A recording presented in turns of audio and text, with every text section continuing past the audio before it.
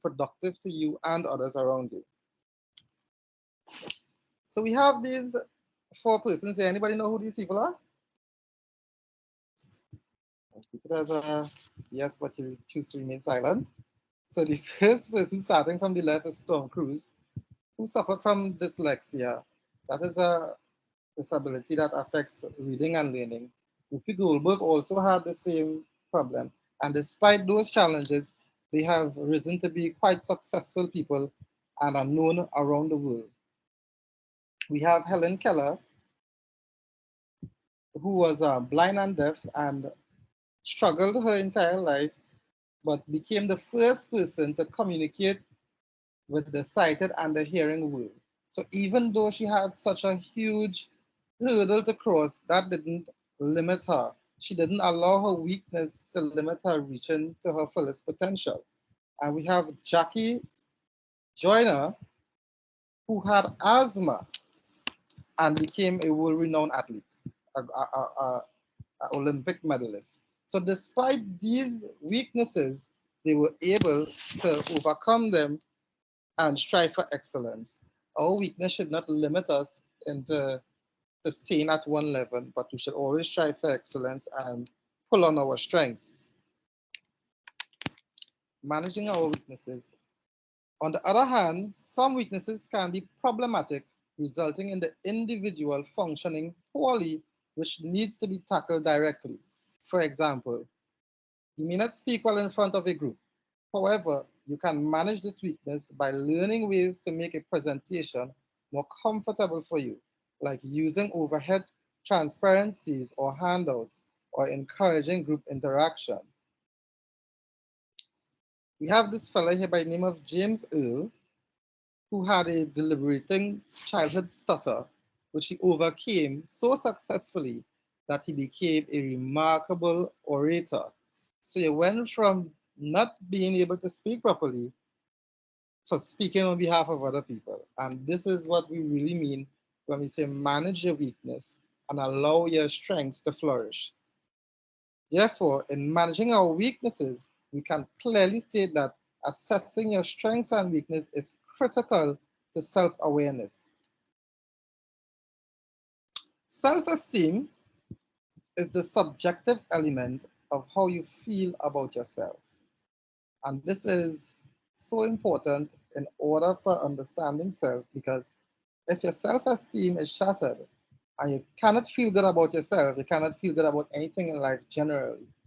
Self-awareness would lead to having an accurate self-concept by honoring your strengths and addressing your weaknesses are the essential first steps toward high self-esteem. High self-esteem is a result of valuing your self-concept. Low self-esteem may mean you expect something better or different than you feel. Self-confidence is the ability to know that you can rely on strengths, competencies, and skills in the many contexts in which you find yourself. Accepting ourselves is perhaps one of the hardest life tasks, but realizing that you cannot change some things about yourself is a step towards higher self-esteem. And sometimes these things that we may want to change about ourselves, it may be a difficult reality to come to terms with. But until we do that, we will remain stuck. For example, you cannot change your ethnicity, but you can learn about different ethnicities worldwide and add to your knowledge base. If some aspects of your life are impacting negatively on your self-esteem, you must differentiate between those you can change and the ones that you would have to think differently about, which can lead to a higher level of self-acceptance. For instance, Betty Midler said, "I don't belong as a kid, and that always bothered me. If only I'd know that one day my differentness would be an asset, then my early life would have been much easier." What makes you the way you are? Debates over the years seek to determine whether to attribute human behavior to nurture or nature. Becoming aware of the influences of either nurture or nature in your own development is essential to understanding yourself. The whole issue of nurture versus nature simply speaks to, is it the environment that influences the way I am, or is it something genetic? Was I born this way? That's the nature nurture debate. You may be a tall person, and some people may find you to be imposing and assume that you are outgoing and aggressive.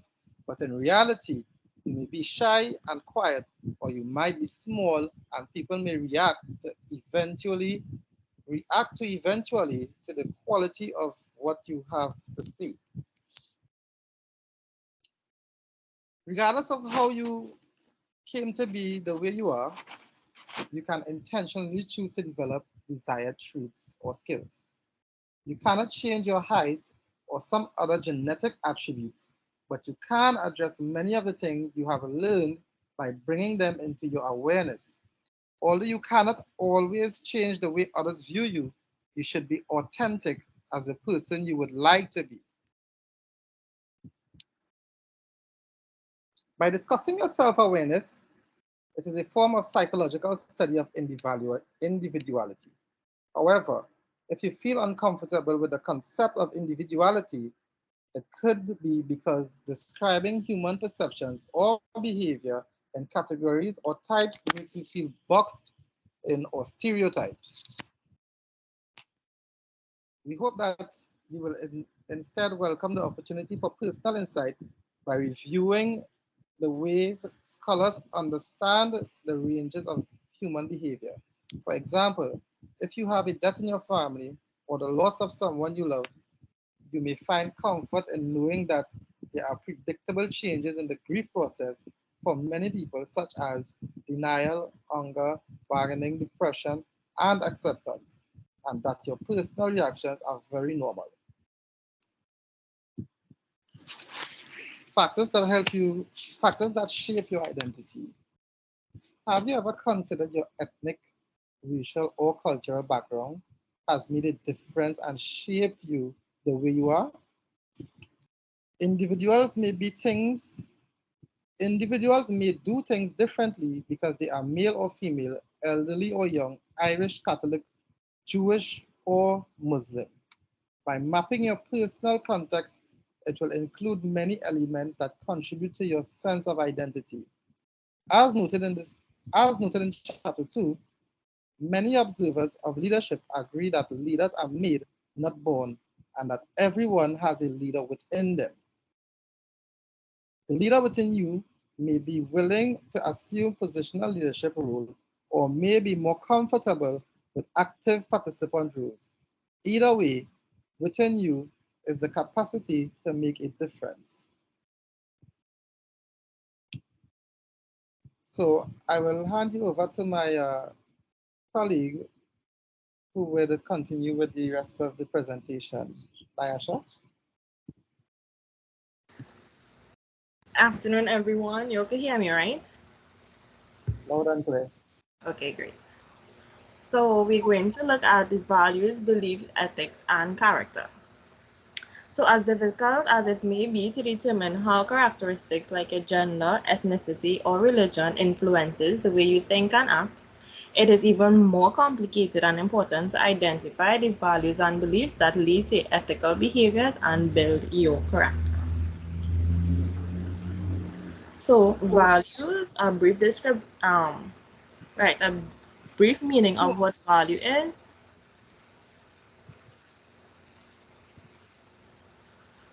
Values, the beliefs that people have about what is right, wrong, and most important in life, business, etc., which control their behavior. Beliefs is the feeling of being certain that something exists or is true. So beliefs shape your values, which influence thoughts and actions. If you can articulate your values, then you are likely aware of the principles and beliefs that serve as your guide.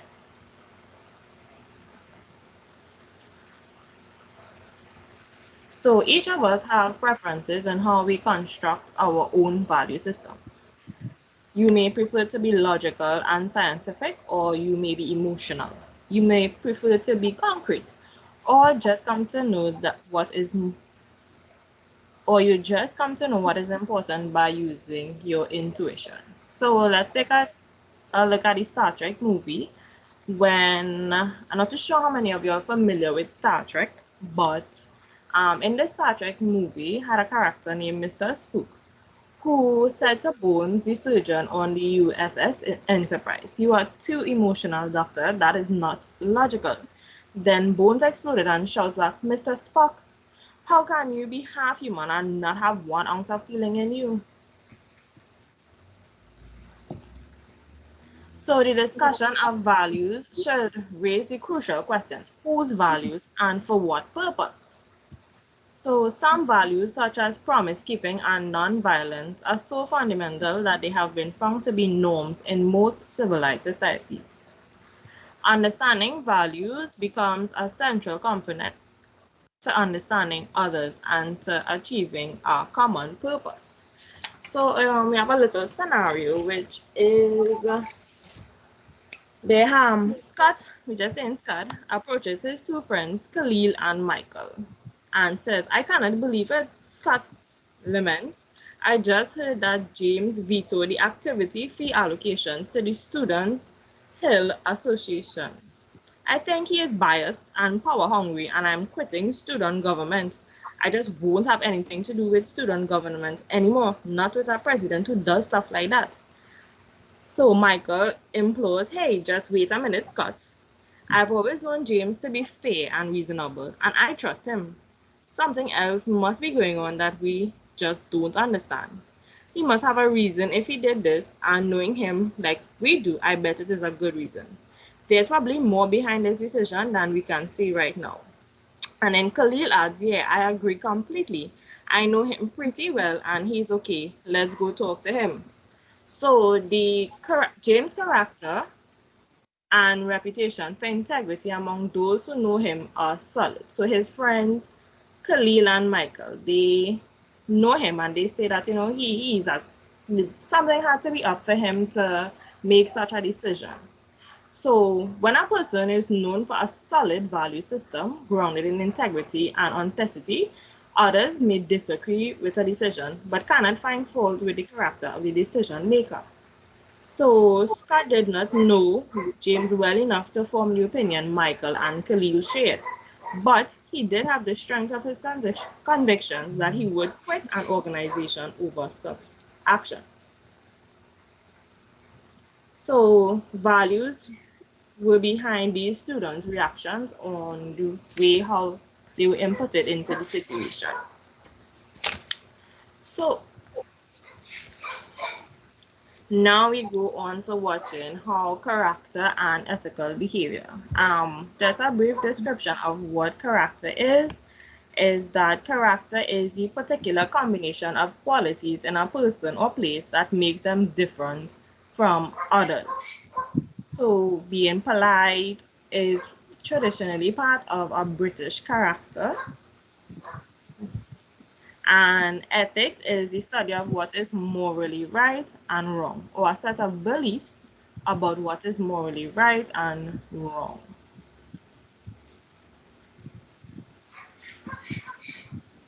So I think Nakimi went a little ahead.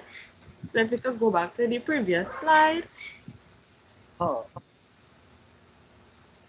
Huh? No, going back to the right.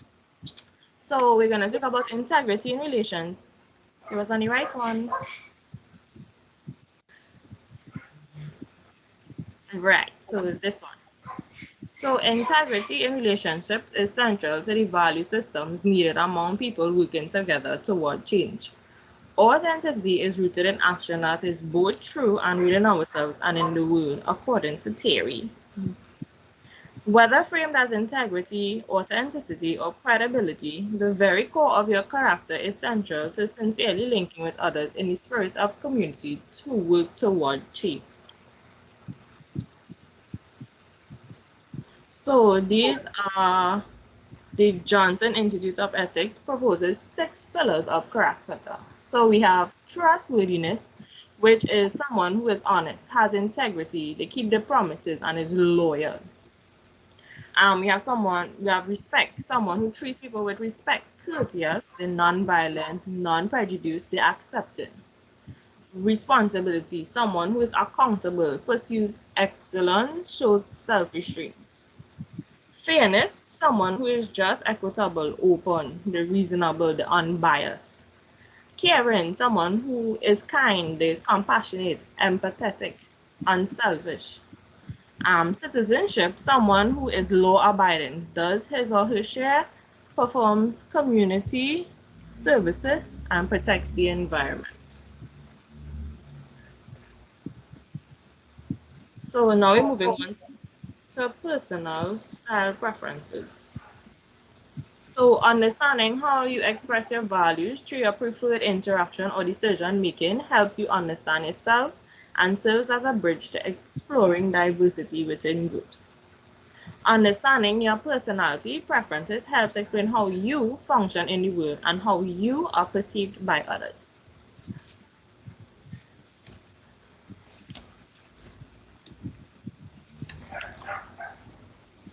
So we're going into psychological side. So how humans adapt to the world around them is different for each one because of personality preferences. Carl Jung identified four core functions of human adaptation that he called personality archetypes or temperament types. So these are the four core functions.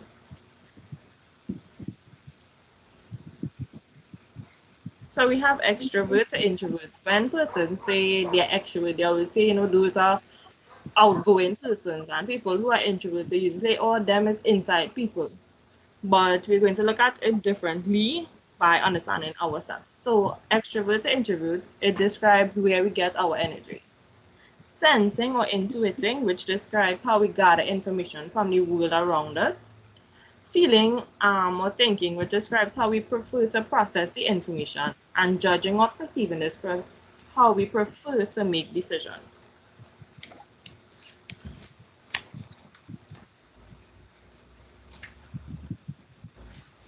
So we just went into an depth description of what extroverts versus introverts. So extroverts, they prefer the outer world of people and things. They do their best thinking out loud and in dialogue with others. They get their energy from being around people. They are sociable. So as I was saying before, extroverts, people were saying they are, bubbly and they're very sociable and they're very friendly. So yes, now we went on to introverts. They prefer to think things through and reflect before forming or stating their opinions. They do their best, work through internal reflection. They gain energy by creating private spaces even when in a crowd. Introverts do well in highly interactive settings but leave those strengths drained of energy and need private time to renew. I am basically an introvert and I prefer that. I not as sociable, but I can really see myself in that. So as we went along, I hope persons can identify, yes, I could fall in this category, or no, I don't belong to this category, or yes, I see myself there. So we're going on to sensing versus intuiting. So sensing, these people rely on their five senses and prefer concrete facts and details. So they're not going off on opinions. They need hard, concrete facts in order to make a decision. They are very practical and realistic, preferring the present or the past to the abstractions of the future. Intuitive people, they prefer the big picture and like to see things as a whole. They are very innovative and use imagination to develop many possibilities. Intuitive people like to project into the future, living in the anticipation of how things can be better, improved, and changed. So those people, they're not looking at what they're happening now. They're looking at what they could do for the future as well. But persons who are sensing, they're looking at now. They're not watching at the future. It's thinking or feeling. Thinking, they use logic and rationality. The head rules rather than the heart. Thinking approaches through critical thinking, analysis, and reliance on the objective scientific method. Feeling, these persons prefer to make judgments that account for relationships and the importance of human values and beliefs. Judging versus perceiving. Judging persons prefer order and emphasize resolving issues and making decisions to create order. They like tying up loose ends and seeking closure. They like clean beginnings, deadlines, and endings. These type of individuals may seem close-minded or driven. Perceiving persons prefer to keep things open-ended by gathering as much information as possible and being flexible. They usually handle ambiguity well and are comfortable leaving things open-ended or unresolved. They tend to be unfocused and have a hard time getting anything done. So understanding the impact of our preferences and comfortably using our non-preferred strategies is a skill to acquire. The best known method of assessing someone's personality is the Myers-Briggs Type Indicator, which is the MBTI, which is useful in understanding relationships in a leadership setting. For example, the general population contains about 55% judging types, but studies of leaders show that this range up to 91%, clearly indicating the preferences among positional leaders to reach closure and get decisions made. So, approaches to learning. One of the elements of leadership is its focus on accomplishing something or changing something. How individuals understand the need for change or how effectively individuals and groups can adapt to change is a learning process. So let's discuss further how the use of the Myers-Briggs Type Indicator, the MBTI, would bring a complex understanding of the combination of your four codes, which we can see the E/I, which is extrovert versus introverts. So here we're going to see extroverts. No, you could go ahead. So we have the extroverts versus introverts. So extroverts, you are likely to enjoy group learning tasks and projects. Learn readily from group discussion and think aloud as you respond to questions and comments in the group. Extroverts value experience and often leap into academic tasks with little planning. They prefer trial and error process because it allows them to think while they are active. Introverts, I think I'm going a little too fast, right? Introverts listen keenly and find you carry on a great dialogue in your head. You might prefer to keep a journal and you probably do well with written assignments when there is time to reflect.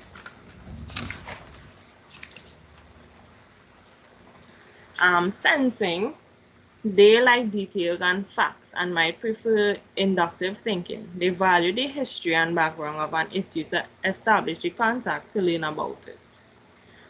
Intuitive, they like the big picture and do not retain the small details well. They may be quick to jump to conclusions with little information.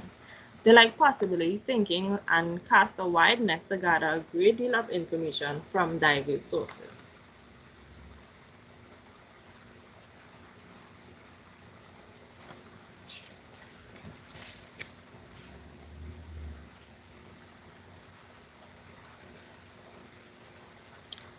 Highly diverse groups of learners need to acknowledge that people learn differently and offer opinions and choices that will appeal to the diversity within a group. For example, student government organizers are planning retreat which goals and plans for the year are to be set might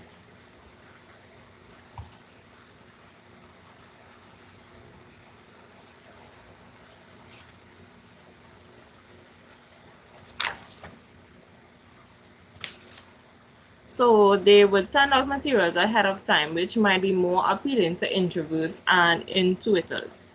Planning large group presentations which might be more appealing to the introverts and the thinkers. Planning small group discussions which can be useful for the extroverts and feelers.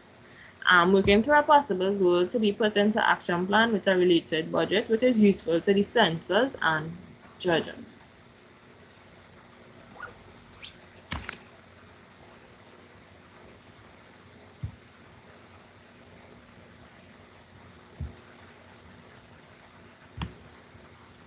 So preferences in how we take in information, relate to others, make decisions, and learn are all essential awareness in relational leadership. It will allow us to explore our personality and attitude in new ways. So conclusion, so as we wrapping up, coming out of this lesson, we can see the importance of understanding self, strategies for identifying self, managing our strengths and weaknesses, identifying passion, strengths, and talents, knowing about the importance of esteem and confidence, learning about the values, beliefs, ethics, and characters, and learning about the different approaches to learning.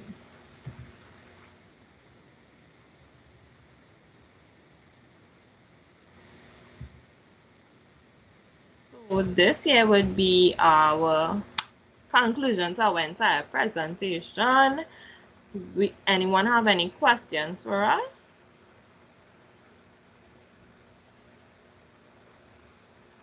Okay, I guess not. So we thank everyone for listening to our presentation. We hope that you will be able to understanding self a little more. Nikki, would you like to add anything?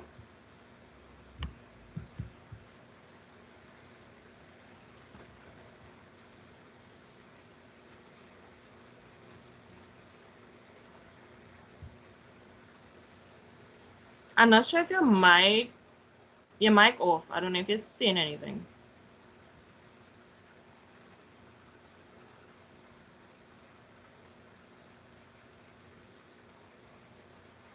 Okay, so I guess this is the end of our presentation on understanding self. I'm not sure if Nikki have anything else to say.